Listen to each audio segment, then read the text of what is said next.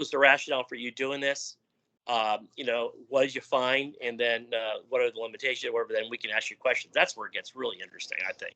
Okay, well, that does change a few things. So I guess I should ask this is, who's my audience? Yes. There are 4 people. They're all mostly Army personnel, 4 cadets. No, I'm just kidding. No, it's actually a mix. Peter knows better than I because I'm not looking at the list right now. But generally, it could be a wide range. It could be EMS chiefs, large percentage of EMS medical directors from the state of Florida. Again, these are all state of Florida. But we also have people piping in from North Carolina or from or Oregon or whatever. You never know who's going to call. So it's anything else you'd add to that, Peter?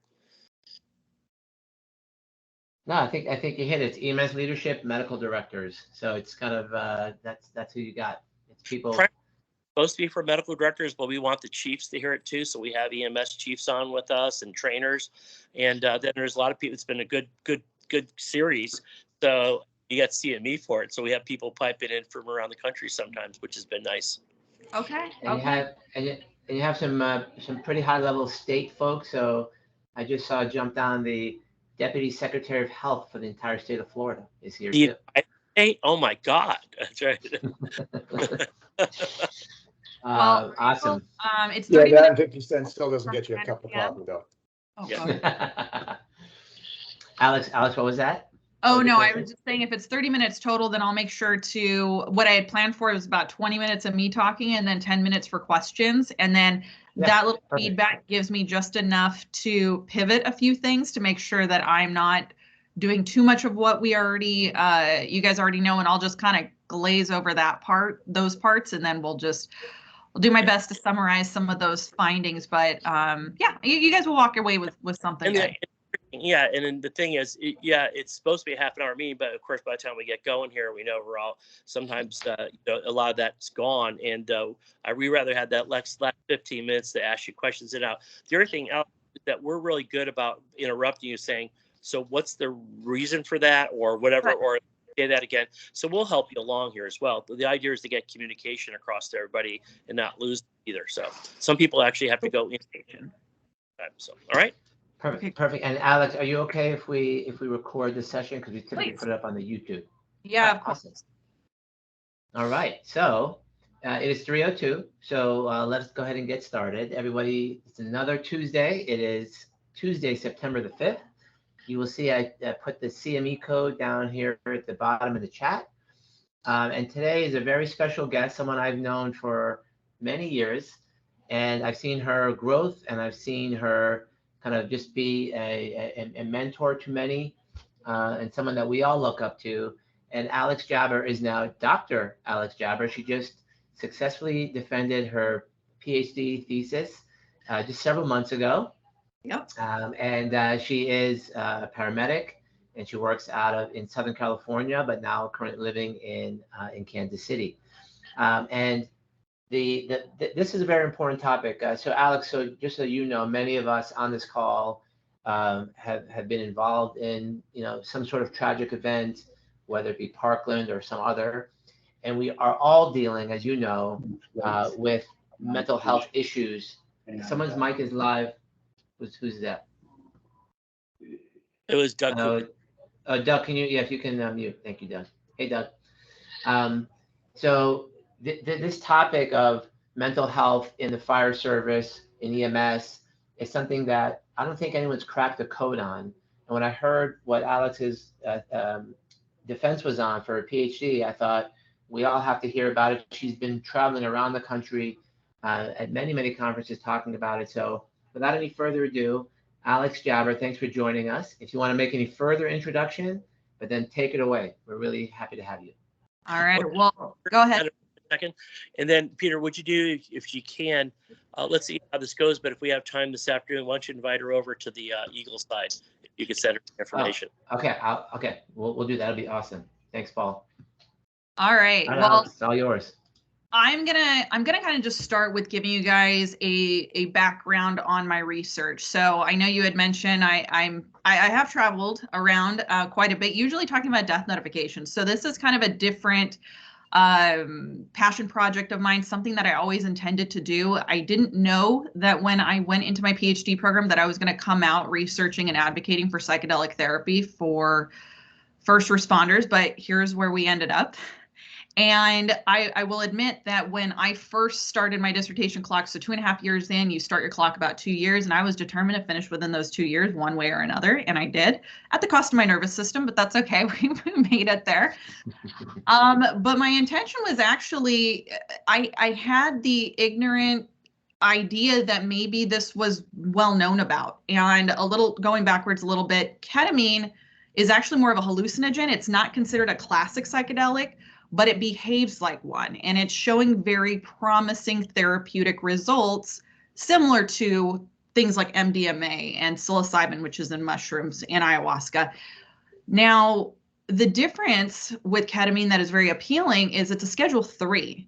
So it's something that is available right now legally for anybody to participate in should they go through an actual practice that has a physician that's prescribing it, that has medical professionals that are administering it, and so forth. So this is where it's a little bit more unique than, say, some of the other psychedelics that are not so much available. Even in areas that they're decriminalized, like Colorado, it's not easy to access, it's not as easily accessible. And then there's a lot of question of whether or not it's even something somebody can participate in off duty and not compromise their status with being employed, right?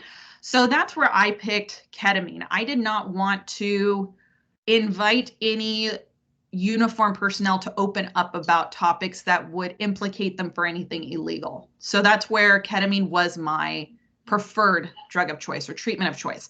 Now, when I had initially sought out to do this, I wanted to find firefighters to put through ketamine therapy and then interview them about their experiences with it. My school promptly said, absolutely not. We're not going to allow that. And the lawyers said no. So I thought, okay, well, they said, how about you find some firefighters that have actually done it? And I went, okay, that's a great idea. It was crickets for about 8 weeks.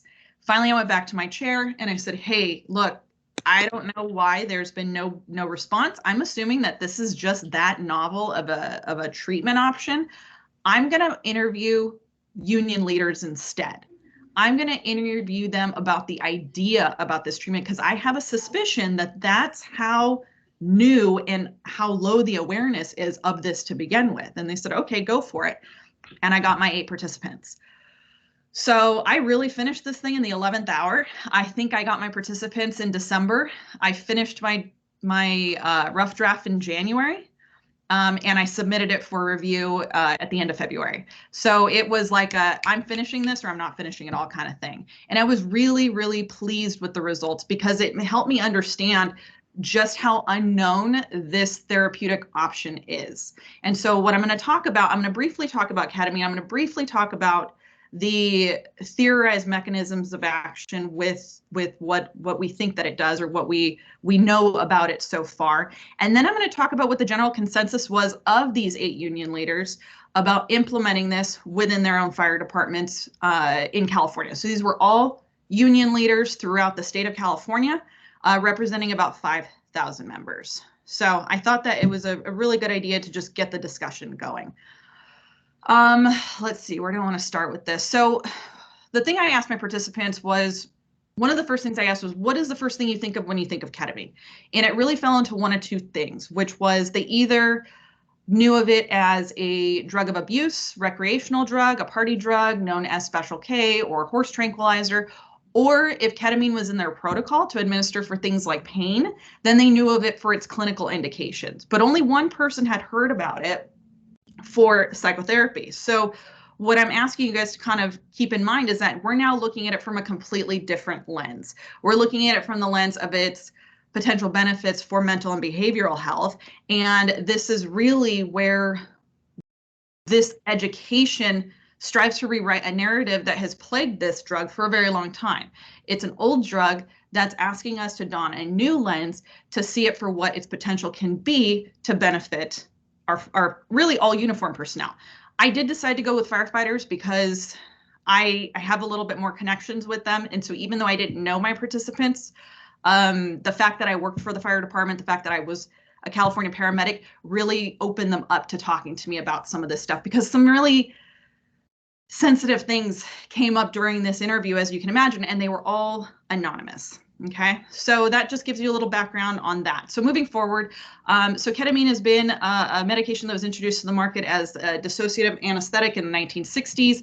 And about 1990s is when research started turning to ketamine for its potential action or its potential role in mental health. But it was really a study that was published in 2006 that launched the research that we're still in the middle of today. And so I want to make something very clear. There is a lot we don't know about ketamine yet.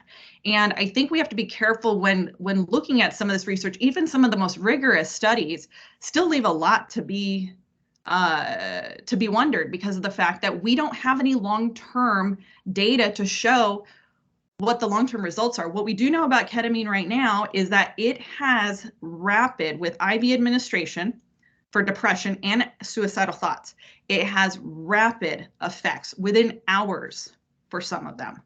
What we don't know is how long those effects last.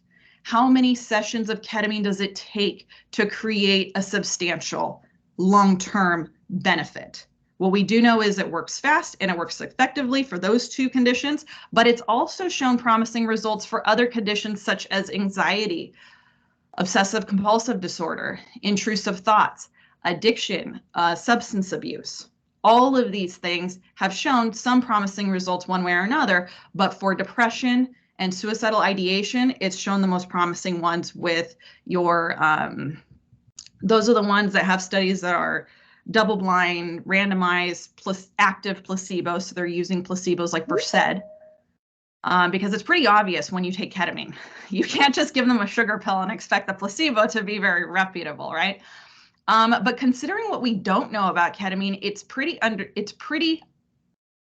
understandable why people are still willing to participate in it, myself included. I'm going to talk a little bit about my experience with it towards the end of this, because traditional antidepressants take, what, 2 to 8 weeks to take effect? And then when you compare the effectiveness to the placebo group, they tend to be anywhere between 20 to 30% more effective than the placebo group, which isn't, I'm not one to say anything bad about antidepressants. I took them myself. I do not discourage anybody from taking them, but given that in mind, it's understandable to know why people are willing to turn to a treatment that still has a lot left to be determined. Does that make sense?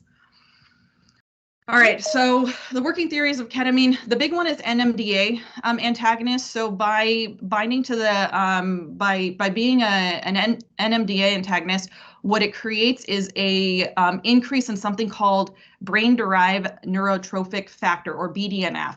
And BDNF is a protein that's found throughout the central nervous system. And what it does is it's responsible for the development, maintenance, and synaptic plasticity of the brain. So this is where the neuroplasticity happens. So it induces this ability for the brain to heal itself. Now, Dr. Antevi, when you mentioned some of the traumas that people have been through, things like an acute traumatic event, post-traumatic stress disorder, an acute depressive episode can cause damages to the synapses of the brain. That is theorized to be one of the factors that contributes to this. And ketamine is thought to go in there and actually heal these things. They don't just repair the damaged synapses, they will actually create new routes around the damaged synapses to create that connectivity again, which is very exciting.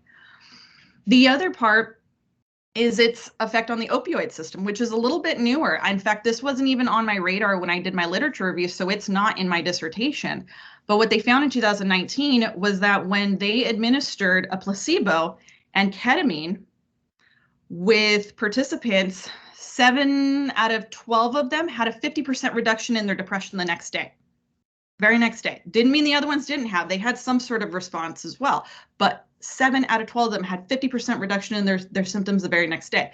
The ones that got naltrexone, which I think I'm saying that wrong, but naltrexone, which is a longer lasting opioid antagonist, none of them had any effects. None of them had any resolution of their depression effects, which is really, really fascinating to learn, because historically, we knew that ketamine in terms of pain didn't rely on the opioid system alone to create the analgesic effect. And so that was really interesting. But again, some of these things are just still theories. We don't 100% know why, when they're most which one's most prominently at play here. The third one is reducing activity in what's called the default mode network. And the DMN is really the part of our brain. It's kind of these multiple parts of the brain that are networked together. And if you've ever had a traumatic event or a really bad falling out, really bad breakup, you had an abusive person you were working with at work kind of thing, and you play that story over and over and over again in your head, that's called rumination. And that inability to turn that off and that intrusiveness of that thought and that over identification or that replaying of it, that's the role of the DMN. And when ketamine is administered, it actually can bring down the activity in the DMN to the point where it's like lowering the volume, and it induces a light sleep. And for me, it feels like a chemically induced meditative experience, that if I'm in an acute place of stress, I don't have an ability to tap into myself like that. Yes, you can reach this with very seasoned practice or someone who is a seasoned meditator can absolutely reach this, but for some of us it's a little harder, and this really does help assist that. Now, I share the part about the DMN to share this, which is that what's fun about this medication is I find myself playing in two different disciplines. So I've got medicine and neuroscience, and then I have psychology and a little mysticism. And that's the part where you lose a lot of medicine, is when you start talking about the mystical side of things. But this is where it gets really cool. Now, this has been researched pretty heavily and theorized by Dr. Carhart Harris since about 2008. So it's widely accepted in the field of psychology. But he believes that the default mode network is where consciousness and our ego resides. So he believes that when ketamine has an effect to bring the activity of the DMN down, it actually has, it's that classic psychedelic experience of dissolution of ego, which dissolution of ego is this feeling of oneness. It takes away this sense of duality or separateness. And this is where people who particularly with things like MDMA, have these very heart-opening experiences where they feel this love for people that they hated going into it, right? And it's really easy to hate people from far away. This is where, right versus left and you versus me and, the poor versus rich, like all these things come into play. But under these chemical states, with the DMN coming down, it's creating this place where our ego dissolves and this oneness occurs. And so one thing I want to bring up, which I know is a little bit of a side note, but it is another topic that we do need to pay attention to, is the fact that those of you who are administering ketamine in a clinical setting for whatever reason, whether you realize it or not, are creating this effect in your patients.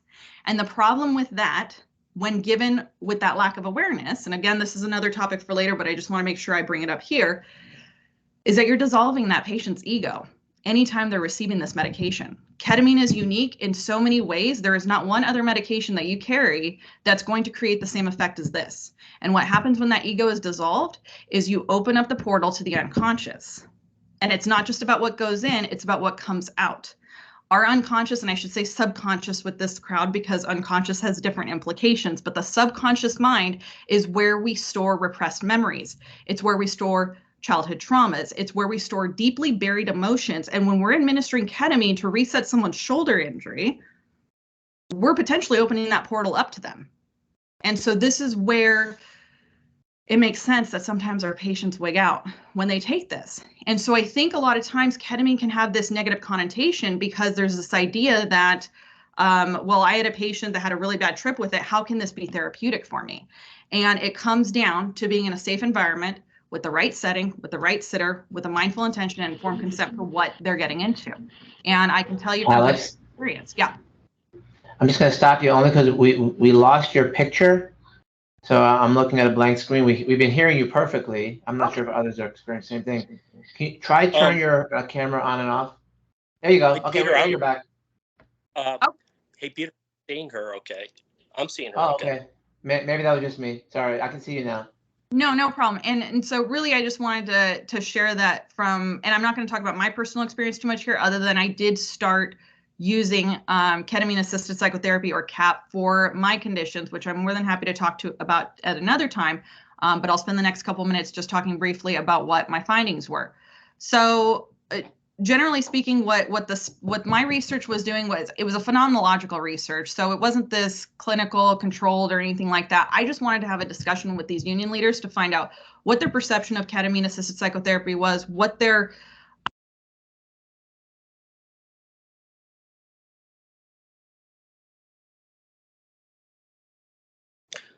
Now she seems like. Yeah, I think we lost you, Alex. Oh, you're on mute. You're on mute. No, try to unmute yourself. It said someone me. Oh, I don't know how that happened. Sorry about that. No, it's okay. So the general consensus was that they were all for it. Now, there were some conditions involved, especially with the ones that didn't really understand it. And they said, well, I'm for it as long as it wasn't abused. I'm for it as long as it took place in a clinical therapeutic setting. So all things that are innate to CAP anyways, but I understood where those concerns came from. And then there were members who said, if there is something that could potentially prevent my department from having another suicide, I am 100% a yes. They said, we'll do it. We want to see this happen. And that was very promising. Now, one thing a few of them brought up that was a theme was that they said, well, if this is something that is available to our firefighters right now, why has the IAFF not said anything about it? Why haven't we heard about it at seminars? Why haven't we, in our networks of things going on, why is this not being discussed? And so this really brought to light the importance of awareness, and then followed up by education and the re-education. So there's a different, not even a different narrative, because I get it. Ketamine in different settings produce different results and different experiences and conditions that you need to think about. But we need to add this additional lens to it. We need to expand our understanding of it so that people know that this is an option to them. But I'll tell you really quick about the IAFF, and this isn't to pick on them in any way, but I had an opportunity to sit down with a few of them at a lunch a couple of weeks ago. And I was sitting with members who were in charge of wellness and behavioral programs. And somebody brought up my dissertation. And I said, it's real funny. I said, a couple of the members that I interviewed said that they hadn't heard anything from the IAFF. Like, is there any reason? I said, what do you guys know about ketamine-assisted psychotherapy? And you would have thought I spoke French to them in that moment, because nobody said a thing. It was complete crickets. And it was in that moment that I realized they don't know what those words mean. They don't know what they mean put together. They've never heard of this before. So the fact that you, Dr. Antebi, have brought me here and everybody here that's participating to talk about this is that far in the forefront of this discussion. Yet this has been a therapeutic modality that's been available for at least a decade. And so. But Alex, how many, are there any studies? I mean, you started off by saying that you couldn't find any firefighters who would at least admit to have getting ketamine therapy. Mm-hmm.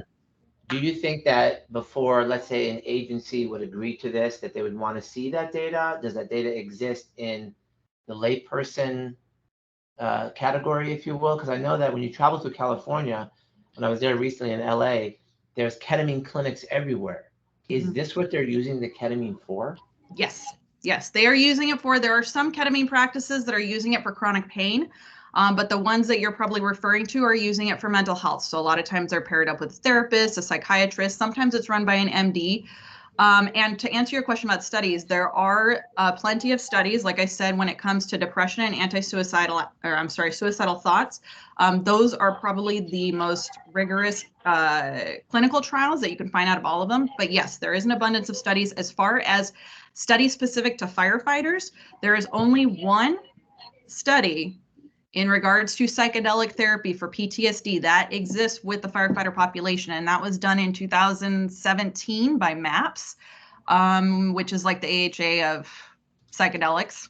But that was done in 2017, I believe, with MDMA. And it was mixed population between, it was police officers, firefighters, and military. But outside of that, firefighters are completely absent from the literature, other than this, I guess. So I would be curious, we only have a few more minutes left, so I'm curious, is there anyone in the group here who's listening? We have people from all across the country here today. Is there anyone where this is an absolute no? And if the answer is no, why? And I would love to hear, because it sounds to me like, we know ketamine very well, right?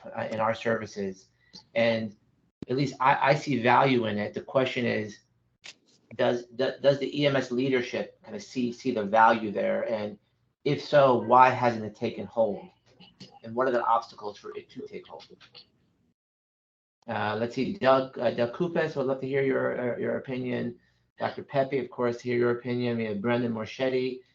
Love to hear your opinion, but Joseph Zalkin, but Dr. Ken Shecky from the state of Florida. What are your thoughts? Yeah, and Peter, let me know because I'm going to have to go obviously in a couple minutes. So, okay. Yeah, let's absolutely. Go. If you don't mind, let's start with Ken since he has a great appreciation for the receptor actions and of ketamine. The guy's kind of brilliant in that respect. So if that's okay, Ken. Well, I know Chris Caldwell and I have had this debate for a long time, ketamine versus Stropara, but clearly ketamine is the best medication in the world. And I've put slides up many times on my talks, ketamine for everything. So I'm not surprised to hear that ketamine is being proposed for this as well. So yeah, I'm perfectly willing to try new things in areas where traditional therapy does not work very well. And that actually brings up a great question. So Alex, would you comment on this? Is this for the run-of-the-mill type of therapy, or are you reserving ketamine only for kind of maybe a more severe category, if you will?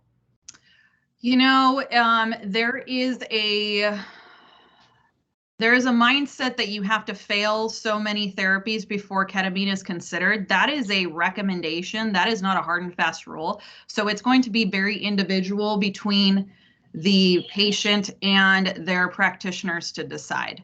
And so I am not one to propose that you have to suffer for years before you turn to this. I think the stigma associated with that tells us we have to. But that's ultimately a question for the practitioner and the individual. I don't believe you have to wait. Great answer. Now let's get Dr. Kupas with maybe a malfunctioning microphone from the great Commonwealth of Pennsylvania. Doug, what are your thoughts? Peter, can you hear me? Oh, yes, okay, sir. Great. I thought my microphone was malfunctioning. I think that when you say what's the holdup or what are the worries, I think that really, I found it interesting, your statement that you said this in front of the IAFF and they were met with crickets. I think that if you said this in front of most groups of emergency physicians, EMS physicians, and even to some degree, psychiatrists and some of the folks in mental health, you would get crickets too, because I don't think this has become widespread in many areas. I think there are pockets of areas where there has been general acceptance. And, I did follow some of the information just for general depression. And I know of some people in the emergency department who, if they had a patient that had depression and also had back pain, that would be like their reason to give them ketamine, knowing that maybe it's going to help their depression too. But within their health system, there's not it's not generally accepted by the psychiatrist. It's not, I have found that, some of the general mental health professionals have, I think, not really been as excited about it because it does require something they're not used to. It's not a pill they can order and just have somebody pick up and start it. It requires this infusion, and they're not comfortable with the infusions. I don't think in most places they're sending people to the ED specifically for the infusion. If there's an infusion center in the community, they try it, but so I don't think it's mainstream even among all of those folks. So I think that's the real issue at this point. I agree, and I think that was the eye-opening part for me. That's continuing to bring awareness to me is how few people know it. But Alex and Dr. Kupe, so here's my question for you. I know someone recently in my circle, if you will, who was using, he went to the doctor and they had him come into the office 2 or 3 times a week for an intranasal dose. And that's how it was administered. Mm-hmm. So is it truly using infusions, or have they moved to the less invasive and easier way of doing it? I don't know the answer to that kind of globally. I do. They changed the molecule. They changed one molecule in the original formula, and I think it's S-ketamine now.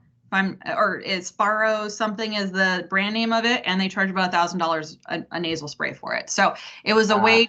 I mean, and again, here's the benefit of it is it can actually be prescribed for depression, whereas ketamine being used in these clinics is being used off label, which is not a foreign practice amongst physicians, but that's the play with that. And I'm not saying it doesn't work. I'm just saying. Right. Let me bring in Dr. Pepe since he's got to switch over to the next webinar. Go ahead, Dr. Nails. In the next 35 seconds. Okay. So two things. One is why not accept it? First of all, ketamine has been attacked for our use in general, where we know it's really important in general and for various things. And it's been opposed by anesthesiologists, who are the pain people, and by psychiatrists when we had to deal with people who are out there who were, very agitated and dangerous in some respects. And so that's part of the deal, that's become a very controversial situation, and almost to the point where they wanted to remove ketamine from us altogether. So there's that aura in the background, okay, that thing. So part of it is to go to people like those groups to make sure they're convinced, but they're going to be less convinced, I think. So, but that's part of the issue why you're not seeing it as mainstream. Having said that, in our stream, we're very happy with the drug for a lot of reasons. And one of the things along your lines that we're happy about is having to do with, we have good data coming out of military, for example, that when ketamine was used versus other drugs for intubation or pain control, there is less PTSD. So, and you probably found that in your research as you went through there. But we have a very specific incidence where in traumatic situations, like severe injuries, that it seems to be very effective of controlling things. And we have pretty good data along those lines. So that's one thing to keep in mind that might lead us in the right direction here to get it better accepted. And I think as you'll see, people like, and by the way, just as a sidebar, talking about the DMA, is that it's been, Molly is being popularized in movies like The Lost Shot, and so unwind people, and actually last night on last week's version of Billions had it on as well, that they had to do that, sort of get oneness together, as you were saying. So we'll leave it at that, right? So just a connection. So I just have to catch up on those shows. yeah, exactly. But I mean, it is interesting because it does have those effects, and I think the other thing is to keep in mind the untoward effects that one might have as it brings out certain areas. But overall, there's a lot of reasons why we really like this drug, and we probably would be more of a supporter of this, but we have to sort of approach it in a scientific manner as well. So that's why IAFF, that's why a lot of other places have it here, because they're waiting for scientists or the medical community to have this, that kind of thing. So we'll have to see your thesis. Well, a lot of that starts right here, because with Paul and his ability to distribute via the Eagle. So hopefully we can get Alex on the next show. So why don't we do that? Okay, bye-bye. As far as getting over. So awesome. Thanks, Paul. We'll see you in a little bit. So well, Alex, Alex, did you have any reaction to what I just said about like PTSD thing from military experience and trauma experience? It's a fascinating part of the conversation, yeah, and I'm glad that you were able to bring that up in this short time period. Okay, see you later. Take care. Bye-bye. Hi, Paul. Thank you. All right, so Alex, thank you so much. I'm going to give you the last word. You have people here from around the country listening in. What do you propose are the next steps to get this type of therapy into the mainstream, or even to be considered for those folks that we all know we have in our departments? I think that we need to source more professionals that understand the benefits of this and the risks, because this is not for everybody. And that we need to make space for it in our symposiums and our conferences and our online things like this, and start just putting the information out there. On one hand, I think it's normal to wait for entities like the IAFF to kind of put out their position on it. And I think that I just heard about another suicide this morning, and I'm tired of waiting. Like, let's just do something about it. So that's where I'm at. Yeah, 100%. All right. Well, I don't see any other hands raised, but let's see. I'll give it another couple of minutes, a couple of seconds here, so we can. I'll start to restream the Eagles in a minute, and then Alex, I sent you a separate link so you can get on to Paul will probably call on you on the Eagle side. Okay. If you have a moment to do that, that'd be wonderful. Yeah. And then Alex, can you also put in the chat how people can get in touch with you? What I failed to mention is that, and you had mentioned it, but for those of you who don't know, Alex has developed an incredible course on death notification in EMS. It stemmed from a personal story. I've personally watched it, and I recommend my agencies. I sent it out to my agencies as a primer from which we then speak about the topic. So people can look you up where? How can they find you and find more about what you do, Alex? Oh, there you go. Put my name, Alexandra Jabr, on LinkedIn, and then social media is Emergency Resilience. You can find me mostly active on Instagram, but I peek in on Twitter and Facebook on occasion. So awesome. All right, so I'll see you on the other side. I'm going to restream Eagle, so everyone on the call, please hang on. Alex, thank you so much for joining us. We'll stop the recording and then we'll post this on YouTube.